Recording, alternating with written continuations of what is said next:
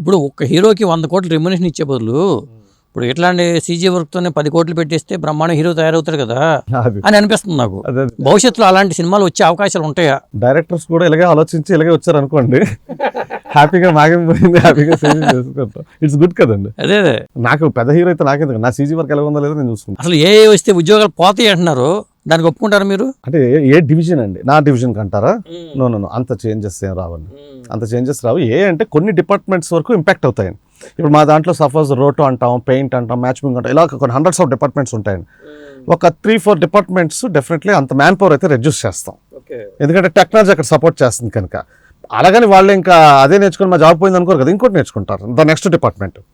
So ఏదైనా ఇది team work, బ్రెయిన్తో చేయాల్సిన వర్కేనండి ఫైనల్గా. అంతేగాని డ్రాస్టిక్గా ఎంప్లాయ్మెంట్ మొత్తం పోయే సిచ్యువేషన్ అయితే క్వశ్చనే లేదండి. ఇట్స్ ఎమర్జింగ్ మార్కెట్ అండి. విఎఫ్ఎక్స్ అండ్ యానిమేషన్ అనేది not only for the feature film, it's a gaming. ఇప్పుడు అంతా metaverse, immersive, AR, VR, MR, XR. ఎటు చూసినా మీకు ఆటోమొబైల్ డిజైన్ కావచ్చు, మెడికల్ సిమ్యులేషన్స్ కావచ్చు, ఎటు చూసినా ఈ ఇండస్ట్రీ ఉంది కదండి, animation and visual effects, not only for the feature films. So అంత ఎంప్లాయ్మెంట్ గురించి అసలు ఎవరు అసలు ఏదో టెక్నాలజీ వస్తున్నాయి ఇది మింగేస్తుంది అనేది అసలు ఇంపాసిబుల్ థింగ్. ఇప్పుడు మీరు పెట్టబోయే కంపెనీ బీస్ట్ బెల్స్ ఏదైనా అన్నారు, అది ఓన్లీ సినిమాల కోసమేనా లేకపోతే వేరే ఇంకా ఇతరత్ర వర్క్లు? నా జర్నీ ఇప్పటి వరకు కూడా మొత్తం ఫీచర్ ఫిల్మ్స్ మీద నడిచిందండి. ఓకే, నా కెరీర్ మొత్తం ఫీచర్ ఫిల్మ్సే చేశాను. ఇప్పుడు ఏంటంటే మెటావర్స్, ఇమర్సివ్ మార్కెట్ అంటామండి, AR, VR, MR, XR related అటు సైడ్ ఫోకస్ చేద్దామని చూస్తున్నాను. పెద్ద పెద్ద అమ్యూజ్మెంట్ పార్క్స్ క్రియేట్ చేయడం వర్చువల్గా. ఓకే, కొన్ని ఐడియాస్ ఉన్నాయి. అది ఎందుకంటే నెక్స్ట్ ఫ్యూచర్ అండి, అది ఫ్యూచర్ మార్కెట్. సార్ మాకు ఫిల్మ్ చేసినా, నాకు అది చేసినా, ఇది చేసినా, మేము చేసే వర్క్ ఒకటే అండి, ఇచ్చే అవుట్పుట్ వేరండి, డిఫరెంట్. ఒక్కొక్క ప్లాట్ఫామ్కి ఒక్కొక్క కైండ్ ఆఫ్ అవుట్పుట్ ఇస్తాం. దట్ ఈస్ ద వర్క్ ఇక్కడ ఒకటే, క్రియేటివిటీ ఒకటే, అది డిజైనింగ్ ఒకటే. గేమ్ అయినా సినిమా అయినా మాకు ఒకటే అండి. గేమ్కి అవుట్పుట్ వేరేగా ఇస్తాం, సినిమాకి వేరేగా ఇస్తాం. సినిమాకి బొమ్మ ఇమేజెస్ ఇవ్వాలి, గేమ్కి సోర్స్ వైస్ ఇవ్వాలి. డిఫరెంట్ ప్లాట్ఫామ్స్లో. తర్వాత అండి 24 ఏళ్ల క్రితం నేను ఈనాడులో పనిచేసినప్పుడు రామోజీఫిల్మ్ సిటీలో మంత్రాకి వెళ్ళాను. అక్కడ రఘుకితాంబ గారు ఉండేవాళ్ళు మంత్రాలో. అక్కడ లేటెస్ట్ టెక్నాలజీ, ఇది సాఫ్ట్వేర్స్, మాయా ఏదో చెప్పారు అప్పుడు. అప్పటికి ఇప్పటికి చాలా మార్పు వచ్చిందా? దానికి మార్పు అని కూడా అంటారు, దానికి మించాను నేను. మరి వాళ్ళు లేరు కదా ఇప్పుడు, అప్పుడుతో అయిపోయింది కదండి. ఎలాంటివి కొన్నారు అప్పుడు, ఎంత ఇన్వెస్ట్మెంట్ చేశారు ఆర్ఎఫ్సి వాళ్ళు, ఈరోజు ఏం లేదు కదండి. ఎందుకు? టెక్నాలజీ అప్డేట్ అవ్వలేదండి. ఆ పీపుల్ కూడా అక్కడ నాకు తెలుసండి మొత్తం స్టోరీ. నాకు అదే సేమ్ బిల్డింగ్, మంత్ర బిల్డింగ్ నేను రన్ చేశానండి కొంత పీరియడ్ కొన్ని కంపెనీస్కి. అంటే అది రామోజీ గారితో నేను కొంత పీరియడ్ ట్రావెల్ అయ్యానండి.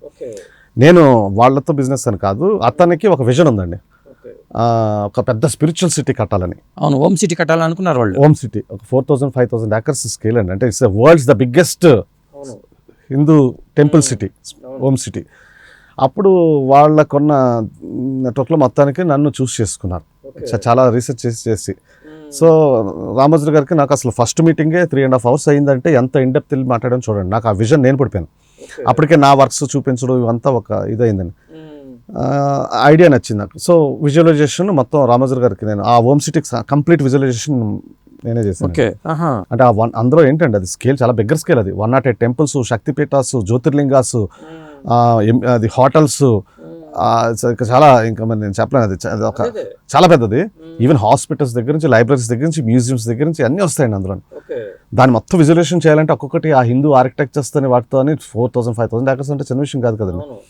సో అది నేను వీడియో ప్రజెంటేషన్ కూడా ఉందండి, చేశాను. అది ఆల్రెడీ అది ఆర్ట్ ఆఫ్ లివింగ్ వాళ్ళు ఒక ఈవెంట్లోని అది మన మోడీ గారు అక్కడ లాంచ్ చేశారు. నేను చాలా పెద్ద అప్రిషియేషన్స్ కూడా తీసుకున్నానండి దాని నుంచి. ఎందుకని అది కార్యరూపం దాల్చలేదు? అది ఇట్స్ వండర్ఫుల్ ప్లాన్ అండి. అది it's not a small project. అది ఏంటంటే బిలియన్స్ ప్రాజెక్ట్ అండి డెఫినెట్ గా. ఓకే, సో బిలియన్స్ ప్రాజెక్ట్ అయినప్పుడు దాని బ్యాక్గ్రౌండ్స్ ఉంటాయి కదండి. ఇప్పుడు రామోజీ గారు కూడా ఎంత పీరియడ్ చేస్తారు ఉంటదిగా అన్నది. ఇంకా పైగా ఒక తిరుపతి లాంటి టెంపుల్ ని మళ్ళీ ఇక్కడ రీక్రియేట్ చేయడం వల్ల పెద్ద ఉపయోగం ఏముంటుంది అనేది అనుకున్నారు కొంతమంది కూడా. లేదు, ఈ ఐడియా చాలా ఇన్డెప్త్ చాలా ఉందండి. అసలు త్రయంబకేశ్వర్ ఏంటి, తిరుపతి ఏంటి, ఎక్కడ ఏ టెంపుల్ అయినా అక్కడ యాజ్ ఇట్ ఈజ్ మెజర్మెంట్స్తో వస్తాయి, యాజ్ ఇట్ ఈజ్ పూజలతో ఉంటాయి, as it is flower gardens కూడా పెట్టామండి. ఏ దేవుడికి ఏ ఫ్లవర్స్తో చేస్తారని దగ్గర నుంచి. అమ్మో ఇది అసలు నేను ఎక్స్ప్లెయిన్ చేశానంటే మీకు ఒక 2 hours పడుతుంది. It's a very huge idea అండి ఇది. అంటే అతను జస్ట్ నాకు ఐడియా చెప్పొదిలేసారు, కానీ దాని మీద నేను 2 years అసలు మామూలుగా వర్క్ చేయలేదు. అంటే ఇష్టపడ్డాను. ఎవరైనా ఫ్యూచర్లో మళ్ళీ ఎట్లాంటిది మళ్ళీ ఇంప్లిమెంట్ చేసే అవకాశం అంటే 2-3 అదాని, అంబానీ, ముఖేష్ వీళ్ళందరూ కలిసిపోతే అవుతుందేమోనండి.